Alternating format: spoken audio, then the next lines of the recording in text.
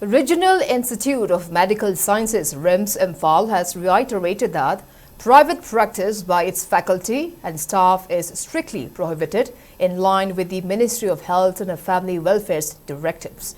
The institute had earlier issued notifications in July 2024 and August 2025, warning that violators will face strict disciplinary action, including suspension and possible termination after ministry-level inquiry.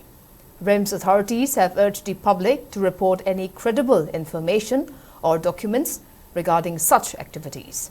It stated that complaints can be submitted via email at grievancel.rims@nic.in, rims.imphal@gov.in, or director@rims.edu.in, or through the official WhatsApp number 8794812454. I repeat, 8794812454.